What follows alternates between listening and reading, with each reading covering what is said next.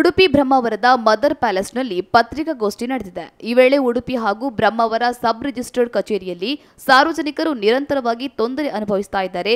ಯಾವಾಗ ಕೇಳಿದ್ರೂ server down ಎಂಬ ಕಾರಣ ನೀಡುತ್ತಿರುವ ಅಧಿಕಾರಿಗಳು ಜನರನ್ನ ನೋಂದಾವಣಿಗಾಗಿ ಎರಡೆರಡು ದಿನಗಳವರೆಗೆ ಕಾಯಿಸ್ತಾ ಇದ್ದಾರೆ. ಇದರಿಂದ ನೋಂದಾವಣಿಗೆ ಬರುವ ಜನರಿಗೆ ತೊಂದರೆಯಾಗ್ತಾ ಇದೆ. ತಕ್ಷಣ ಈ ಸಮಸ್ಯೆ ಬಗೆಹರಿಸುವಲ್ಲಿ ಶಾಸಕರು, ಹಿರಿಯ ಅಧಿಕಾರಿಗಳು ಗಮನ ಹರಿಸಬೇಕು ಎಂದು ನ್ಯಾಯವಾದಿ ಹಾಗೂ ನೋಟರಿ ಮನೋಹರ ಶೆಟ್ಟಿ ಹಾಗೂ ಉಡುಪಿಯ ನ್ಯಾಯವಾದಿ ಆನಂದ ಮಡಿವಾಳ ಆರೋಪಿಸಿದ್ರು. ಸಮಸ್ಯೆ ಬಗೆಹರಿಯದಿದ್ದರೆ ದೊಡ್ಡ ಮಟ್ಟದ ಪ್ರತಿಭಟನೆಯ ಎಚ್ಚರಿಕೆಯನ್ನು ಕೂಡ ನೀಡಿದ್ದಾರೆ. ಇದೇ ವೇಳೆ ಹಲವು ವಿಚಾರಗಳ ಬಗ್ಗೆ ಚರ್ಚೆ ನಡೆಯಿತು. ಎಷ್ಟು ತೊಂದರೆ ಆಗ್ತಿದೆ ಅಂತ ಹೇಳಿದ್ರೆ, ಇವತ್ತು ಉಡುಪಿ ಮತ್ತೆ ಬ್ರಹ್ಮಾವರದಲ್ಲಿ ಒಂದು ನೋಂದಾವಣಿ ಮಾಡಬೇಕಾದ್ರೆ ಮಿನಿಮಮ್ 1 ತಿಂಗಳ ಟೈಮ್.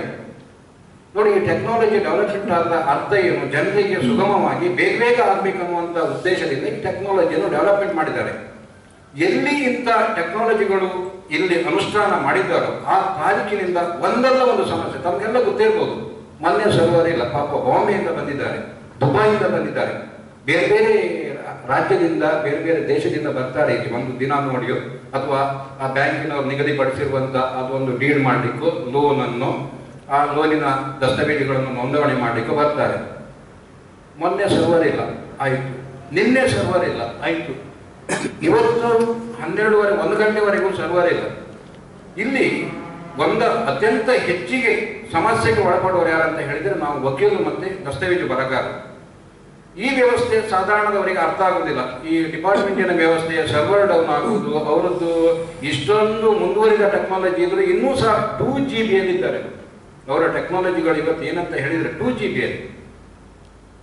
ಇವತ್ತು ಎಷ್ಟು ಸಾಫ್ಟ್ವೇರ್ ಡೆವಲಪ್ಮೆಂಟ್ ಆಗಿದೆ, ಎಷ್ಟು 4G ಇದೆ, 6G, ಎಷ್ಟೆಷ್ಟು ಸಾಫ್ಟ್ವೇರ್ಗಳು ಇವತ್ತು ಡೆವಲಪ್ಮೆಂಟ್ ಆಗಿದೆ. ಅದನ್ನು ಯಾವುದನ್ನು ಅನುಷ್ಠಾನ ಮಾಡ್ತಾ ಇಲ್ಲ. ಇನ್ನೊಂದು ಸಮಸ್ಯೆ ಏನಾಗ್ತದೆ ಅಂತ ಹೇಳಿದ್ರೆ, ಇವತ್ತು ನಾವು ಇದು ರೆವಿನ್ಯೂ ಇಲಾಖೆಯಿಂದ ಒಂದು ನಕ್ಷೆ ತೆಗಿತೇವೆ, 11E ನಕ್ಷೆ ಅಂತ ತೆಗಿತೇವೆ ನೋಂದಣಿಗೆ. ಅದರಲ್ಲಿ ನಿಗದಿತವಾದಂತಹ ಡೇಟ್ ಅನ್ನು ಹಾಕ್ತಾರೆ. ಈಗ ವ್ಯಾಲಿಡ್ ಡೀಲ್ ಎಷ್ಟನೇ ತಾರೀಕಿನವರೆಗೆ ಉಂಟಂತ ಹೇಳ್ತಾರೆ. ನಾವು 1 ವಾರ 15 ದಿನ ಇರುವಾಗ ಅದನ್ನು ಸಬ್ ರಿಜಿಸ್ಟರ್ ಆಫೀಸಿಗೆ ನೋಂದಣಿಗೆ ಹೋದ್ರೆ ನಮಗೆ ಟೋಕನ್ ಸಿಗುವುದು 1 ತಿಂಗಳ ನಂತರ. ಅದೊಂದು ಸಮಸ್ಯೆ. 1 ತಿಂಗಳ ನಂತರದ ರಿಜಿಸ್ಟ್ರೇಷನ್. ಇದರ ಮಧ್ಯದಲ್ಲಿ ರೆವಿನ್ಯೂ ಇಲಾಖೆಯವರು ಕೊಟ್ಟಿರುವಂತಹ ನಕ್ಷೆಯನ್ನು ಪುನಃ ನವೀಕರಿಸಬೇಕು. ಇದು ಇನ್ನೊಂದು ಸಮಸ್ಯೆ.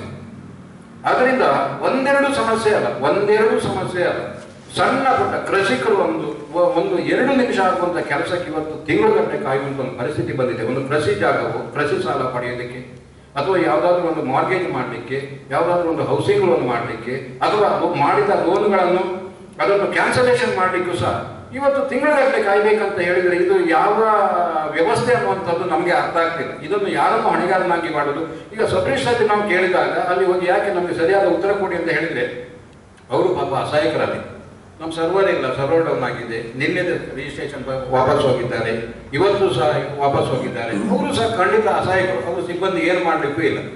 ಇನ್ನೊಂದು ಏನಾಗಿದೆ ಅಂತ ಹೇಳಿದರೆ, ಸಿಬ್ಬಂದಿಯನ್ನು ಯಥೇಷ್ಟವಾಗಿ ಹಾಕುವುದು, ಇಲ್ಲಿರುವಂಥ ಆದಾಯಕ್ಕೆ ಇನ್ನೊಂದು 2 ಸಿಬ್ಬಂದಿಯನ್ನು ಹಾಕುವುದಿಲ್ಲ, ಹಾಕ್ತಾ ಇಲ್ಲ. ಉಡುಪಿಯಲ್ಲಿಯೂ ಸಹ ಹಾಗೆ ಅಷ್ಟು ರಿಜಿಸ್ಟ್ರೇಷನ್ ಇದೆ, ಸಿಬ್ಬಂದಿ ನೇಮಕ ಮಾಡ್ತಾ ಇಲ್ಲ. 2 ಕಂಪ್ಯೂಟರ್ 3 ಕಂಪ್ಯೂಟರ್, ಇಲ್ಲಿ 3 ಕಂಪ್ಯೂಟರ್, ಬೇರೆ ಎಲ್ಲ 5 ರೂಪಾಯಿ ಆದಾಯ ಇಲ್ಲದೇ ಇರುವಂಥ ಕೆಲವು ಇಲಾಖೆಯಲ್ಲಿ ಕೆಲವು ಕಂಪ್ಯೂಟರ್ಗಳು, ಸಾಫ್ಟ್ವೇರ್ಗಳು, ಅವರ ಟೆಕ್ನಾಲಜಿಗಳು ಕೊಳಿತಾ ಇದೆ. ಇಲ್ಲಿ ಬೇಕು, ಸಬ್ ರಿಜಿಸ್ಟರ್ ಆಫೀಸಿಗೆ ಬೇಕು ಇಲ್ಲಿ ಸ್ಟಾಫ್ಗಳು. ಇನ್ನೊಂದು 2 ಕಂಪ್ಯೂಟರ್ ಆಪರೇಟರ್ ಬೇಕು, ಉಡುಪಿಯಲ್ಲೂ ಬೇಕು. ಇದನ್ನು ಸಹ ಆಗ್ತಾ ಇಲ್ಲ. ಇದ್ರ ಬಗ್ಗೆ ನಾವು ಜನಪ್ರತಿನಿಧಿಗಳಿಗೆ ಎಲ್ಲರಿಗೂ ನಾವು ಈಗ ಡೆಪ್ಯೂಟಿ ಡೈರೆಕ್ಟರ್ ಆಫ್ ರಿಜಿಸ್ಟ್ರೇಷನ್ ಅವರಿಗೆ DD ಅವರಿಗೆಲ್ಲ ನಾವು ಮನವಿ ಮಾಡಿದ್ರೆ ಇಲ್ಲಿ ಏನೂ ಪ್ರಯೋಜನ ಆಗ್ತಾ ಇಲ್ಲ.